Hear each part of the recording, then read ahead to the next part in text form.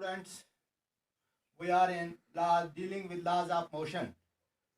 In previous class, we studied first law of motion that we recall as body will continue in its state of rest or uniform motion unless acted upon by some external force to change its position.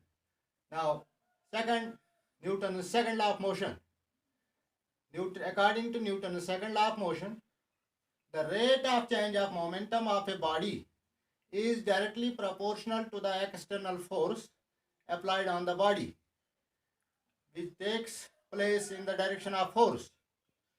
That is, mathematically, we will write it as force applied is directly proportional to rate of change of momentum that we represent as dp by dt, where p is the momentum or pf will be equal to k times dp by dt, where k is constant of proportionality.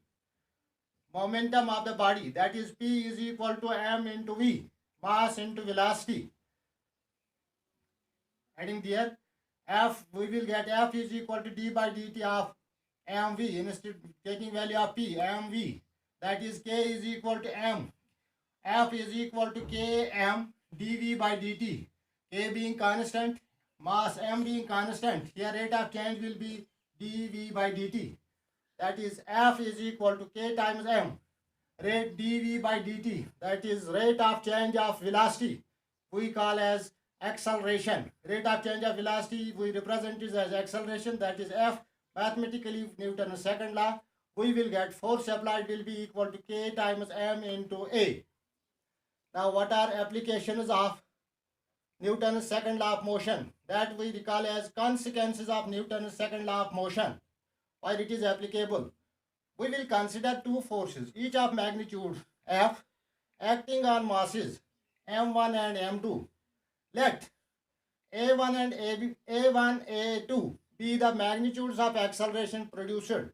Then we will get force f is equal to m1 a1, which will be equal to m2 a2, or a2 by a1 will be equal to m1 by m2.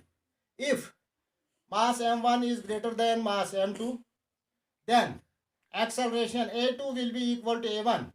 It means that acceleration produced in heavier mass, this is one consequence, first consequence of Newton's second law, that is, acceleration produced in heavier mass is less than the acceleration of lighter mass. Point be noted, dear students, that is, acceleration produced in heavier mass is less than the acceleration of lighter mass. That is, mathematically, a is equal to f by m. If mass m is large, the acceleration a produced by the given force is small, vice versa. That is, acceleration produced in heavier mass is less than the acceleration of lighter mass. This is the first consequence. Second, by applying Newton's second law of motion, we can determine the determination of force. Since here f is equal to m times dv by dt, f is equal to m times dv by dt. If mass m and velocity v are known, if we know mass m and velocity v, force acting can be determined.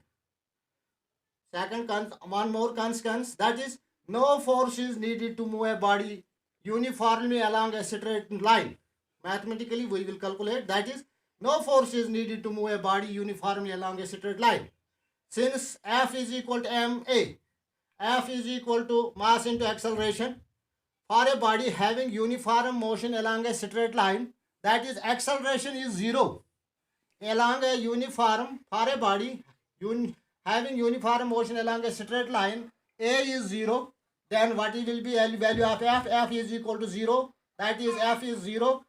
This means that no force is needed to move a body uniformly when the body is along a straight line. Then we can calculate velocity in the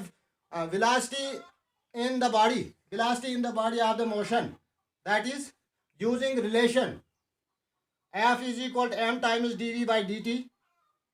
If we know force is given, we can predict change in velocity produced in the time interval dt.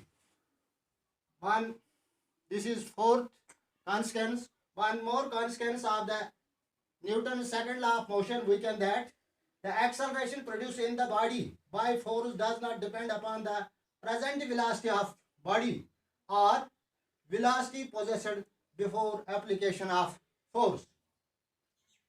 One, if m is mass of m, f force is mass into acceleration, both quantities m and a can be directly measured. That is the product of mass and a gives the force which is external cause of the body. Now we can calculate, we can derive first law of motion from second law in next.